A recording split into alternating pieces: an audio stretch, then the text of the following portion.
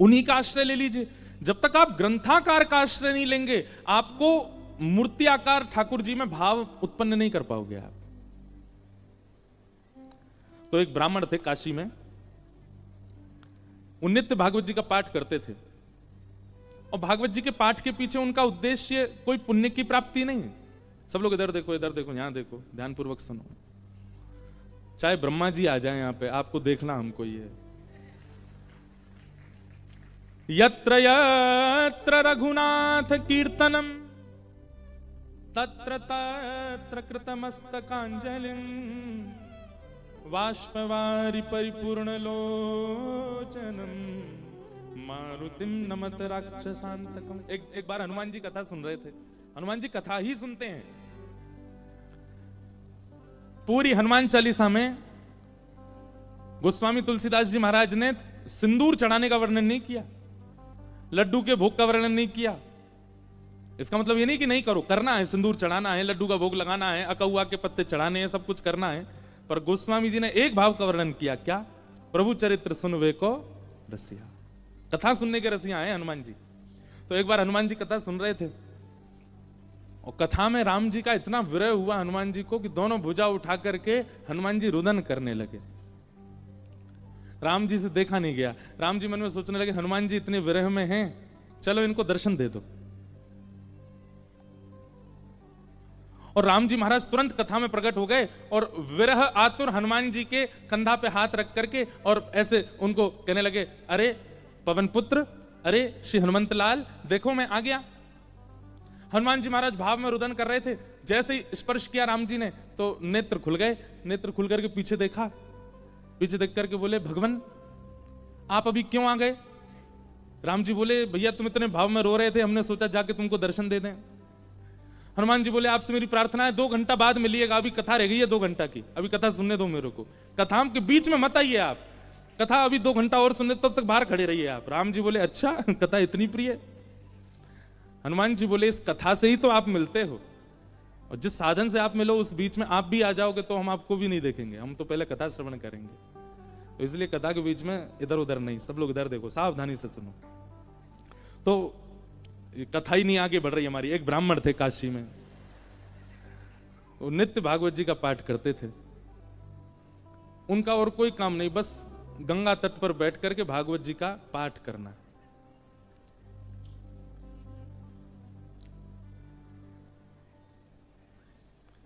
धीमे धीमे उनकी आयु बढ़ने लगी। एक दिन परिवार के सब लोगों ने कहा, भैया ये कोई इनका काम धंधा शुरू करा दो, पूरे दिन पाठ करते रहते हैं भागवत जी का। और पाठ भी किसी व्यक्ति के लिए नहीं, अगर कोई उनको दक्षिणा भी देता था कि पंडित जी हमारे यहाँ पाठ कर दो, तो उसके यहाँ पाठ करते थे, वो उसका पाठ, फिर उसके बाद अपना पाठ अलग करते, अपने लिए करते थे। उसके पीछे उनकी कोई कामना नहीं थी, निष्काम भाव से करते थे,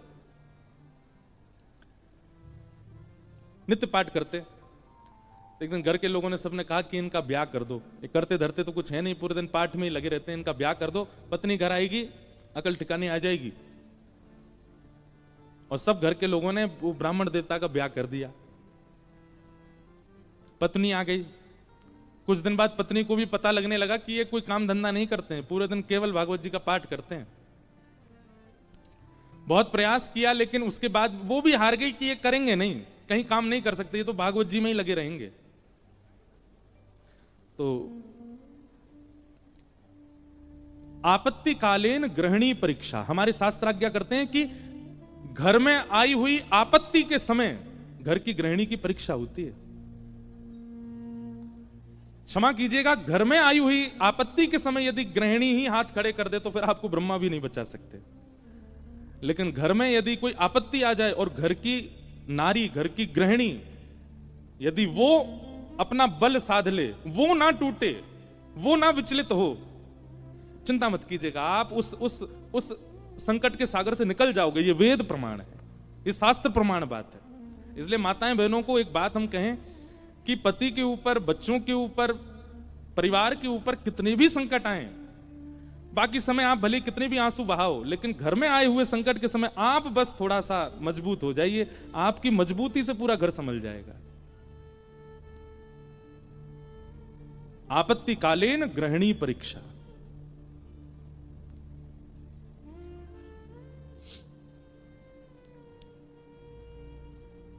पत्नी ने सोचा कि ये तो कुछ करते नहीं है, आगे हमारा वंश बढ़ेगा, बच्चे होंगे, कैसे चलेगा परिवार। तो फिर उनकी ब्राह्मण देवता की पत्नी ने आज्ञा ली, बोले आपकी आज्ञा हो तो मैं कुछ करूं कार्य, देवी तुमको जैसा अच्छा लगे। भोजन बनाना बहुत अच्छा जानती थी, 3-4 घरों में उन्होंने काम ले लिया और वो जाती भोजन बनाती और उससे जो वेतन मिलता उसी से घर चलता था ब्राह्मण का। ब्राह्मण और प्रसन्न हो गए, बोले और बढ़िया, अब और कुछ नहीं करना पड़ेगा, भागवत जी में लगे रहो, पाठ करते रहो।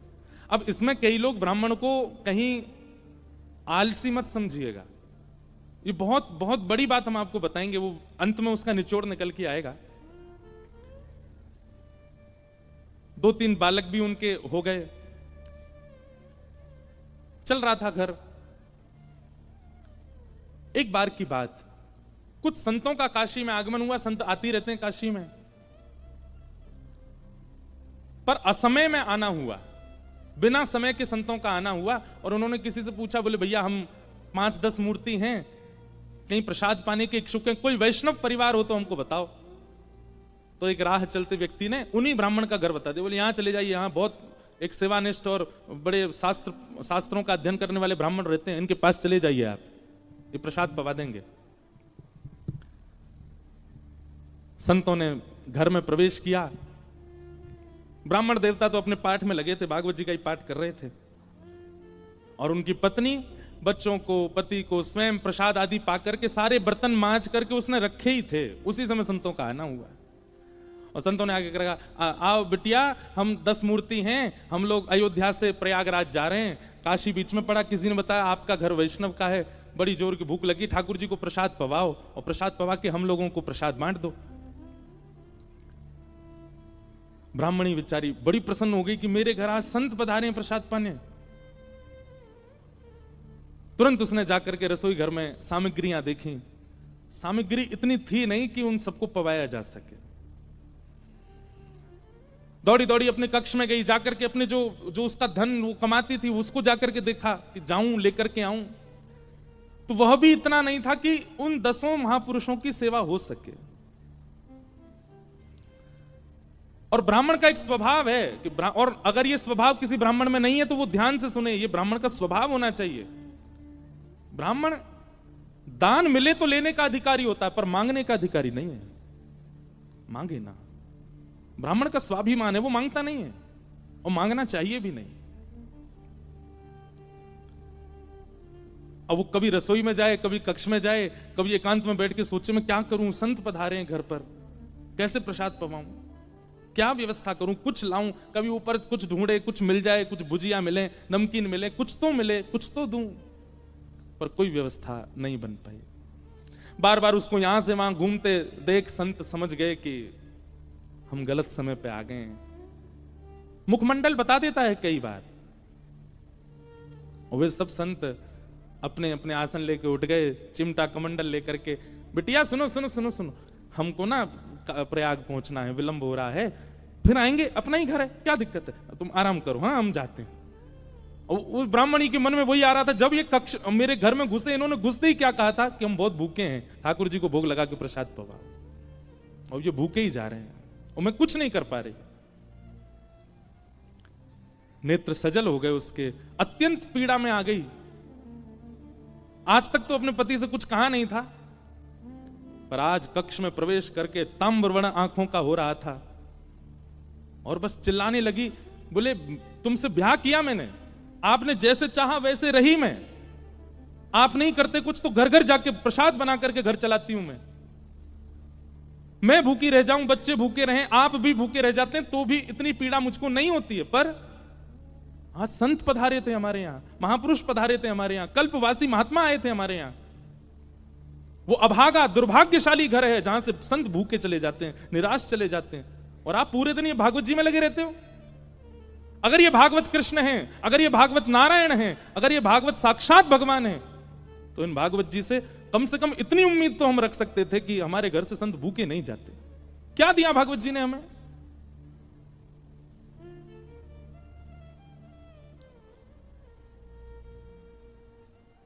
ब्राह्मण बोले देखो तुम मुझे कुछ भी कह लो, पर तुम जानती नहीं हो ये साक्षात कृष्ण हैं, मैं क्यों बचपन से आज तक भागवत जी के उन्हीं 18,000 श्लोकों का मुझे कृष्ण दिखते हैं, मुझे लीला दिखती है, मुझे श्यामा शाम का नित्य विहार दिखता है भागवत जी में, इनके विषय में कुछ मत कहो।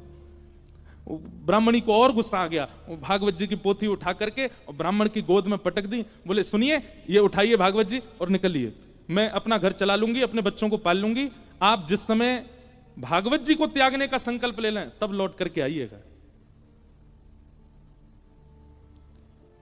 ब्राह्मण के नेत्र सजल हो गए, हृदय से लगा लिया भागवत जी को, निकल पड़े, घर से ही निकल गए और गंगा जी के तट पर जाकर के खूब रोए, खूब रुदन किया। हे भागवत महापुराण, हे साक्षात शब्दमय कृष्ण, मेरी अभागा पत्नी है, वो आपके रूप स्वरूप को भी पहचानती नहीं है,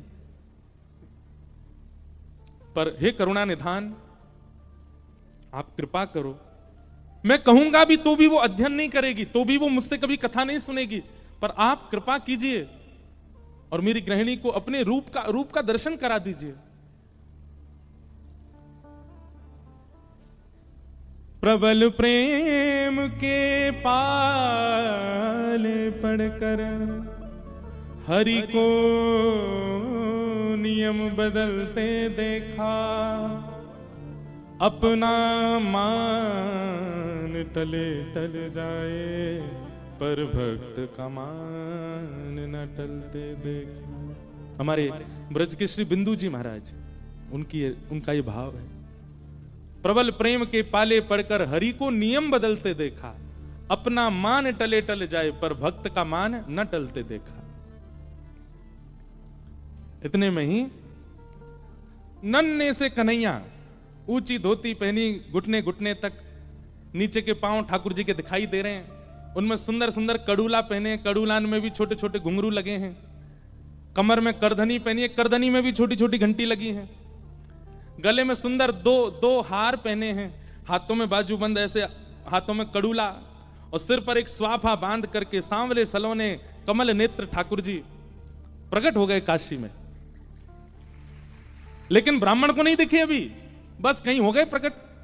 और प्रकट होकर के एक डलिया उठा करके सिर पर रखी, और महाराज जैसे कोई बालक कुछ बेचने के लिए जा रहा हो, ऐसे ठाकुर जी उस डलिया को लेकर के ब्राह्मण के घर जा रहे हैं। ब्राह्मण के घर पहुंच गए, ब्राह्मण गंगा किनारे अभी रो रहा है, और उसके घर पहुंच करके बाहर से उसके गेट को खटखटाने लगे। ब्राह्मणी निकल करके बाहर आई, जैसे ही दरवाजा खोला, सांवरे सलोने नंद नंदन। अब वो क्या जाने की है नंद नंदन, बस उसको तो ये दिख रहा था कोई किसी मैया का सुंदर सा बालक है, श्रृंगार करके डोल रहा गली में। जैसे ही द्वार खोला, द्वार खोल करके बोली, अरे बालक तुम कौन हो, कहां से आए हो, माता जी कहां तुम्हारी, पिताजी कहां, अकेले कहां घूम रहे हो, और ये इतनी भारी डलिया लेकर के कहां जा रहे हो। डलिया के ऊपर वस्त्र पड़ा था, तो ठाकुर जी एक हाथ से डलिया पकड़े, दूसरे हाथ से इशारा करके बोले, मानो इशारा कर रहे हैं हम गूंगे हैं, बोलना नहीं जानते। अच्छा गूंगे हो, ठाकुर जी बोले तो बोले फिर यहां क्यों आए हो। तो ठाकुर जी ने उसको इशारा किया, कुछ लिखने को दो, हम बताएं कौन है, कैसे आए। डलिया उठा करके ब्राह्मण देवता के घर के भीतर रखी, और पर्चा लेकर के उस पर सुंदर लेखनी लिख करके और मोड़ करके ब्राह्मणी को दे करके, और तुरंत ठाकुर जी पीछे मुड़े चले गए। ब्राह्मणी पत्र पढ़ने लगी, इतने तो ठाकुर जी वहां से अंतर ध्यान चले गए। अब ब्राह्मणी देखती रही, दूर दूर तक ठाकुर जी दिखे नहीं। क्या लिखा था उस पत्र में। ठाकुर जी बोले, हमें छोटा बालक मत समझो, हमारी कद को देख करके बस ये जान लो हम बौने हैं। हमारी जो कद है वो इससे बड़ी नहीं है, ऊपर नहीं तो हमारी उम्र बहुत है, और हम बहुत बहुत धनवान परिवार से आते हैं। बहुत वर्षों से तुम्हारे पतिदेव हमारे कुल के लिए पाठ कर रहे हैं भागवत जी का, पर आज तक उन्होंने वेतन नहीं लिया अपना, आज तक एक रुपया भी हमसे मांगा नहीं। पर मुझे आज पता चला कि उनके परिवार को बहुत आवश्यकता है, इसलिए संपूर्ण जीवन काल में उनका जितना भी वेतन होता था वो हम देने के लिए आए हैं। वो जैसे घर आए उनको दे दीजिएगा। और ऐसा कह के ठाकुर जी चले गए। अब जैसे ही वो डलिया के ऊपर से वस्त्र हटा करके देखा, विविध प्रकार की मणियां, रत्न, सोने, जवाहरात, हीरे आदि सबसे लबालब भरी हुई वो डलिया। ब्राह्मणी मनी मन सोचने लगी, मैंने भी बेवजह डांटा, बिन बताए पाठ कर रहे थे यहाँ पर, और मुझे लगता तो था कि ये पाठ करते हैं, इसके पीछे कोई कारण नहीं, कुछ मिलता नहीं इनको, कुछ फिर भी लगे रहते हैं, पर ये तो बड़े गोपनीय हैं, मुझे बिन बताए किसी परिवार के लिए कर रहे थे। अपने बेटा को बुलाया, बोले सुनो पिताजी को खोजो, कहाँ हैं, ढूंढ के लाओ उनको। पिताजी बैठे थे गंगा किनारे, बच्चे ने जाकर पिताजी जल्दी चलो मैया बुला रही घर पे। शाम हो गई, लौट करके ब्राह्मण आए, बड़े उदास हताश हृदय से भागवत जी लगी हैं। जैसे ही घर आए, आज घर का स्वरूप ही बदल रहा था, बढ़िया सुंदर दिए जल रहे हैं बाहर। द्वार खोल करके देखा तो पत्नी का भी स्वरूप बदल गया है, बालक भी बिल्कुल नए नवीन कपड़े पहन करके विचरण कर रहे हैं। जैसी पतिदेव को आते देखा, ब्राह्मणी ने तुरंत आरती की, जल आदि छिड़काव करने लगी, खूब बलियां लेने लगी। पतिदेव बोले, ब्याह के बाद पहली बार इतना हमारा पूजन हुआ है, ऐसा क्या हो गया जो इतना पूज रही हैं हमको? देवी, ये घर की रौनक, हमको डांटने से फटकारने से घर की रौनक बढ़ गई तुम्हारी? रोज ही डांट दिया करो हमको, ऐसा क्या हो गया जो आज इतना सब कुछ मंगल, बच्चे नए वस्त्र पहन के घूम रहे हैं, आप बढ़िया साड़ी पहन के, ये कहां से इतना सब कुछ आया? हाथ पकड़ के बोली, बोले आज तुम्हारी चोरी पकड़ी गई है ना, वहीं से मिला ये सब कुछ। ब्राह्मण देवता बोले, मेरी कौन सी चोरी? बोले चलो दिखाती हूं। भीतर जाके कक्ष में बिस्तर पर ये सब रत्न पड़े थे। ब्राह्मण बोले, देवी ये कहां से आया इतना सब कुछ? बोले कहां से आया, ज्यादा चतुर मत बनिए, आपका गूंगा मालिक आया था। ब्राह्मण देवता बोले, गूंगा मालिक? मेरा गूंगा मालिक कौन? बोले बहुत छोटा सा था, पीली पीली धोती पहनी थी उसने, ऐसी सुंदर स्वापा सिर पर बांध रखा था, ऐसे गदमदरा से उसके हाथ मोटे मोटे से, और इतने सुंदर उसका मुखमंडल, गाल बिल्कुल गुलाबी, आंखें बिल्कुल ऐसे कटाक्ष जैसी, और क्या सुंदर। ब्राह्मण देव बोले, नाम नहीं पूछा? बोले इशारा किया उसने कि मैं गूंगा हूं। वो तुमको कैसे पता फिर मेरा? बोले वो लिख के देके गया। बोले कहां लिखा है, दिखाओ। जैसे ही प्रश्न पत्र वो उनके ब्राह्मण के हाथ में दिया, अक्षर सब अंतर ध्यान हो चुके थे। देवी यहां तो कुछ भी नहीं लिखा है। ब्राह्मण बोली दिखाओ। ब्राह्मणी ने देखा तो वहां कुछ भी नहीं था। ब्राह्मणी ब्राह्मण को देखे, ब्राह्मण ब्राह्मणी को देखे, बोले ये हुआ क्या है? ब्राह्मण ने कहा सही से बताओ रूप कैसा था? बोले श्याम वर्ण था, कमल नेत्र थे, अधर बड़े मधुर थे, हस्तकमल और सर्वांगीण अंग ऐसा था कि मैं अभी तक भी उस छवि को भूल नहीं पा रही हूं। एक अद्भुत सी सुगंधी आ रही थी जब वे आए थे घर पर, और बहुत देर तक तो मैं उनके रूप का ही चिंतन करती रही। ब्राह्मण देव ज्यों ज्यों रूप का वर्णन सुने, त्यों त्यों नेत्रों से आंसू गिरते जाएं। तुरंत भागवत जी को खोला और खोल करके दसम स्कंद के वेणु गीत के श्लोक को उद्धृत करना प्रारंभ किया, और पत्नी से कहा मैं एक श्लोक में श्लोक की व्याख्या करूंगा, बताना ऐसा ही रूप था क्या? कि वरहा पीड़म नटवर वपु कर्णयो कर्णकारम विभ्रदवासः कनक कपिसं वैजयन्तीं च मालां रंध्रान् वेणु अधर सुधया पूरयन् गोपवृन्दै वृन्दारण्यं स्वपदरमणं प्राविशद गीत कीर्ति। उन्होंने एक ही कान में कुंडल पहना था, एक ही कान में कन्नेर का पुष्प लगा था। ब्राह्मणी बोली हाँ हाँ, एक कान में कन्नेर का पुष्प था, गले में 2 स्वर्ण की माल और उसके साथ एक वैजंती माला थी। ब्राह्मणी बोली हाँ, उनके गले में वैजंती माला भी थी। पीतांबरी ऐसी चमक रही थी मानो सूर्य को भी लज्जा हो जाए। बोले हाँ, ऐसी ही उनकी पीतांबरी थी। नेत्र बंद हो रहे हैं और खुल रहे हैं। ये बंद होना खुलना, इसमें ऐसा लगता था कि मानो जैसे हम कहीं खो जाएंगे, हम कहीं डूब जाएंगे इनके रूप माधुरी में। बोले हाँ, ऐसा ही रूप था। ब्राह्मण तुरंत चरणों में गिर गए। देवी वो कोई और नहीं, साक्षात योगेश्वर कृष्ण आए थे, साक्षात वृंदावन चंद श्री ठाकुर जी आए थे। और वे तुमसे कह के गए कि मैंने बाल्यकाल से उनके घर के लिए पाठ किया। वो इसलिए कह के गए क्योंकि मैंने पाठ निष्काम भाव से किया, आज तक किसी कामना से नहीं किया। और निष्काम पाठ, निष्काम सेवा ठाकुर जी की लगती है, वो ठाकुर जी की ही हो जाती है। मेरे जीवन भर का पाठ का जो भी मूल्य होना चाहिए था, वो मूल्य देने के लिए ठाकुर जी आए थे। जगत मजूरी देते हैं, क्यों राखे भगवान। ठाकुर जी भी मजदूरी देते हैं सबकी, जो जैसी सेवा करता वैसी मजदूरी मिलती है उसको। ब्राह्मण आनंदित हो गए और उसी काल से वो ब्राह्मणी भी जीवन यापन के लिए कार्य तो करती, पर भागवत जी की साधिका हो गई और नित्य भागवत जी का पाठ करने लगी। भागवत कोई ग्रंथ नहीं है, कोई किताब नहीं है, कोई पोथी नहीं है। और एक बात कह दूं तो कोई अतिशयोक्ति नहीं, पुराण से ऊंचा हमें शब्द मिला नहीं, इसलिए हम पुराण कहते हैं। श्रीमद एक हमारे ब्रज में मदन मोहन जी का मंदिर था। सप्तनिधि का पद गाते हैं ना हम, श्यामा हृदय कमल सो प्रगटो, उसमें तीसरे ठाकुर, दूसरे ठाकुर कौन है? मदन मोहन जी। हमारे वृंदावन के 7 ठाकुर कौन कौन से? गोविंद देव, गोपीनाथ, मदन मोहन, राधा रमण, राधा वल्लभ, जुगल किशोर और श्री बांके बिहारी। ये 7 ठाकुर हैं वृंदावन के। सबसे पहले कौन है? गोविंद देव, जयपुर में। दूसरे गोपीनाथ, वो भी जयपुर में। तीसरे मदन मोहन, वो कहां है? करौली, राजस्थान में। ये सब मुगलों के बाद और कई कारणों से 4 ठाकुर हमारे ब्रज से बाहर गए। गोविंद देव, गोपीनाथ, मदन मोहन और आपके पन्ना में विराजमान जुगल किशोर। तो मदन मोहन जी के एक परम उपासक थे, उनका नाम था काले खां। क्या नाम था? काले खां। मुस्लिम थे। बड़ी अच्छी कथा उनकी। काले खां के विषय में वर्णन आता है कि काले खां जो थे वो करौली राजस्थान में रहते थे और वो मंदिर नहीं जाते थे, केवल घर चलाने के लिए काम ढूंढा था उन्होंने। और उनको काम क्या मिला था? झाड़ू लगाने का।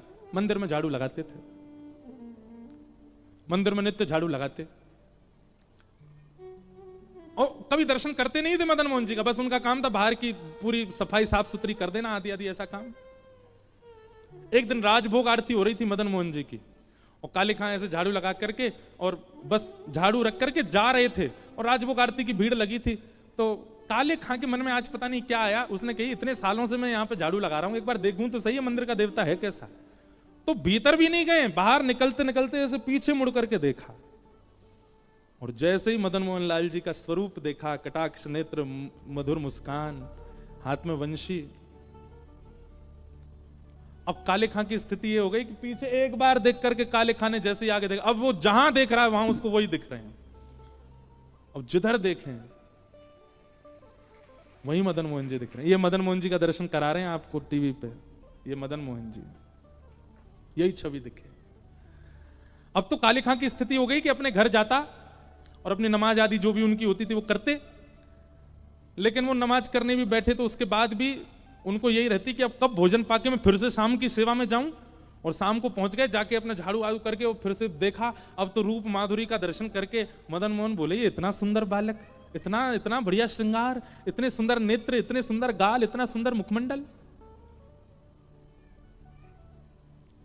अब तो मदन मोहन जी को लत लग गई, काले खां को लत लग गई मदन मोहन जी के। और मैं गलत नहीं बोला, मैंने सही बोला, मदन मोहन जी को लत लगी है काले खां को देखने की। भैया अगर हम जब दर्शन करते हैं हम तो 2-2 घंटा देखते रहते हैं तो भी हमको कोई फर्क नहीं पड़ता, पर एक छवि देखते ही चित्तवृत्ति अपने वश में ना हो तो समझ जाना आपने नहीं, ठाकुर जी ने आपको देखा है, ठाकुर जी की दृष्टि आप पे पड़ी। हमारे शैलेंद्र जी बता रहे थे कि महाराज जी बिहारी जी में कभी गया नहीं, वृंदावन से हमारा कोई दूर दूर तक संपर्क नहीं, पर देखते ही मेरे नेत्रों से आंसू नहीं रुक रहे हैं।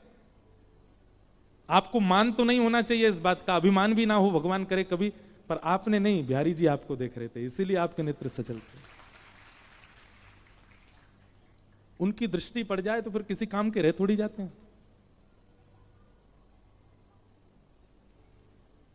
काले खां, अब तो उनकी स्थिति ऐसी हो गई, दिन रात मदन मोहन जी में ही बैठे रहते। उनकी पत्नी को यह बात पता चल गई कि ये अपना देवता छोड़ करके अपने परमात्मा को छोड़ के दूसरों के परमात्मा को भजने लगे। काले खां के कोई संतान नहीं थी और उनकी पत्नी ने सारा आरोप लगा दिया मदन मोहन जी पे। बोली कि तुम्हारे संतान इसीलिए नहीं है, हम दोनों के बालक इसीलिए नहीं हो रहे हैं क्योंकि तुम हमारे भगवान को तो मनाते नहीं हो, ये हिंदुओं के भगवान को मना रहे हो। हमारे भगवान को मनाओगे तो संतान होगी ना हमारे घर में। और इस बात का इतना आरोप लगाने लगे काले खां के ऊपर। काले खां बोले अब कुछ ऐसा करना पड़ेगा कि ये आरोप दूर हो। संतान की प्राप्ति की इच्छा नहीं है, इच्छा क्या है कि मदन मोहन जी पे आरोप ना लगे कि इनकी वजह से मुझे संतान नहीं है। वो प्रियतम मानते थे मदन मोहन जी को, अपना प्रेमी। मदन मोहन जी से जाके बोले, हे नाथ, मुझे संतान नहीं चाहिए, पर मेरी पत्नी आप पर आरोप लगाती है कि आपकी वजह से मुझे बालक नहीं हो रहे हैं। मेरी पत्नी आप पर आरोप लगाना बंद कर दे और उसकी बात गलत साबित हो जाए, इसके लिए मैं आपसे कह रहा हूं एक संतान मेरे घर में हो जाए। मदन मोहन जी ने ऐसी सुनी कि उसके 11 महीने बाद ही काले खां के घर एक पुत्र का जन्म हो गया। और पुत्र का जन्म हुआ, अब सुनो बात सुनो, पुत्र का जन्म होकर पिता नृत्य करता है कि मैं पिता बन गया, पर काले खां तो सीधे जैसे ही पता चली बेटा हुआ है, मदन मोहन जी के मंदिर गए, वहीं जाके नाचने लगे। मेरे मदन मोहन जी कलंक रहित हो गए, मेरे मदन मोहन जी पे अब कोई कलंक नहीं लगाएगा, मेरे ठाकुर जी कलंक रहित हो गए। उनको प्रसन्नता उसकी नहीं कि बेटा हुआ है। मदन मोहन जी, बस अब जीवन में आपसे कभी कुछ नहीं मांगूंगा, आप ऐसे घर वालों का मुंह बंद कर दिया आपने, अब मैं आपका, आप मेरे, हमारे बीच में अब कोई नहीं आएगा। लेकिन एक बात याद रखिएगा, कृष्ण को भजने वाले सब कान खोल के सुनो, सब कुछ सीधा सीधा सीधा सीधा चले ये ठाकुर जी को मंजूर नहीं है। कुछ तो टिगड़मबाजी करते हैं, टेढ़े हैं ना, कुछ तो करते हैं। एक दिन अब धीरे धीरे उनका पुत्र बड़ा होने लगा। अब पत्नी रोकती नहीं थी काले खां को, क्यों, बेटा मिल गया। एक दिन बेटा थोड़ा बड़ा हो गया, जमुना किनारे खेल रहा था और एक काले सर्प ने बेटे को डस दिया। नीला पड़ गया पूरा पुत्र, और उस पुत्र को गोद में लेकर के पत्नी रोते रोते काले खां के पास गई। काले खां मंदिर में बाहर झाड़ू लगा रहे थे, वहीं बैठे रहते थे, चिंतन करते थे मदन मोहन जी का। हमारे पुत्र को सर्प ने काट लिया, चिल्लाती हुई आई, जल्दी करो, वैद्य के पास ले चलो, किसी फकीर के पास, उसको झाड़ा लगवाना पड़ेगा, इसका विष उतरवाना है। और उसी समय घंटे घड़ियाल बजने लगे, मदन मोहन जी की आरती होने लगी। काले खां ने अब नियम बना लिया, तो सारी आरतियों के दर्शन बाहर ही खड़े खड़े करते थे, अंदर नहीं आते थे। कहीं कोई कुछ कहना दे, कोई कुछ कहता नहीं था, पर फिर भी उनको था कि मुझे कहीं कष्ट ना हो जाए कि कोई मुझे टोक दे, तुम क्यों आ गए, इसलिए बाहर जी दर्शन करते थे। यहां पत्नी मृतक पुत्र को हाथ में लेके खड़ी है कि जल्दी किसी वैद्य के पास ले चलो, और यहां मदन मोहन जी के घंटे घड़ियाल बजने लगे, आरती हो रही थी।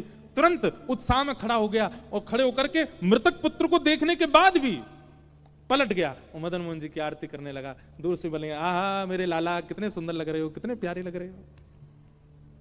पत्नी ने जब यह दृश्य देखा, अपने मृतक पुत्र को वहीं रख दिया और अपने पति से लड़ने लगी। बोले कि तुम किस नरक में जाओगे, कि क्या गति होगी तुम्हारी, तुम अपने परमात्मा को छोड़ दूसरों के परमात्मा को भजते हो, और वो भी इस स्थिति में, तुम्हारा बालक मरा पड़ा है सामने। यदि आज ये बालक जीवित नहीं हुआ, तुमसे तो कुछ नहीं कहूंगी मैं भी अपने प्राण यहीं त्याग दूंगी, और मेरा और तुम्हारे पुत्र दोनों के मरने का सारा आरोप लगेगा इस मदन मोहन लाल को। काले खां को यही मंजूर नहीं है, मुझे कुछ भी कह दो, मेरे मदन मोहन जी को कुछ मत करो, वो मेरे प्राण हैं, मेरे जीवन धन है, उनके ऊपर आरोप मत लगाओ। मदन मोहन जी की आरती चल रही है और पत्नी यहां पर अपने प्राण त्यागने की बात कर रही है। यदि मेरा पुत्र जीवित नहीं हुआ ये आरती विश्राम होने तक, तो मैं भी प्राण त्याग दूंगी। और दोनों के मरने का सुन लो सब गांव वालों और सब शहर वालों, सब दुकानदारों, हम दोनों के मरने का आरोप मदन मोहन लाल, इन्हीं की वजह से ही मरेंगे हम दोनों। काले खां के नेत्र सजल हो गए, अपने मधुर मदन मोहन जी को देख रहे हैं। तो काले खां ने उर्दू में एक पद गाया मदन मोहन जी का, कि मुसफ़्फ़क़ सफीक रफीक दिल दोस्त मेरे, ठाकुर जी से कह रहे हैं, मेरी नजदीकी हकीकी ख्याल कीजिए, मेहरबान कदरदान आला तू जहान बीच, मुझसे गरीबों का गुनाह माफ कीजिए, काले बेकरार खड़ा तेरे दरबार बीच, नंद के कुमार जरा गौर अब कीजिए, हिंदुओं के नाथ तो हमारा कोई दावा नहीं, अंतिम पंक्ति इतनी सुंदर है। अगर आप हिंदुओं के भगवान हो केवल, तो मेरी पत्नी भी मर जाए, बेटा भी मर जाए, मैं भी मर जाऊं, लेकिन मैंने विश्व को आपको जगन्नाथ कहते हुए सुना है। हो जगत के नाथ तो हमारी खैर लीजिए। जैसे ये बात कही, हिंदुओं के नाथ तो हमारा कोई दावा नहीं, पर जगत के हो नाथ तो हमारी सुध लीजिए। अगर आप जगन्नाथ हैं तो जगत में तो मैं भी आता हूं। मैं हिंदू नहीं हूं, पर जगत में तो हूं, और आप तो जगन्नाथ हो। काले खाने हजारों की तादाद में भीड़ खड़ी हो गई थी। नीला पड़ा है पुत्र और पत्नी प्राण त्यागने को तैयार खड़ी है। वो काले खां गा रहा है, हो जगत के नाथ तो हमारी सुध लीजिए। और ऐसा कहते ही काले खां का पुत्र जीवित होकर खड़ा हो गया, और जैसे ही खड़े हुए अपने पिता की उंगली पकड़ ली। अपनी भाषा में जो पिता को बोलते हैं वही बोलते हुए, पिताजी, एक बालक मेरे साथ खेल रहा था। वो बालक कहां गया? वो बहुत अच्छा था, वो बहुत सुंदर था, वो मेरे साथ खेल रहा था। पिताजी, वो कहां गया?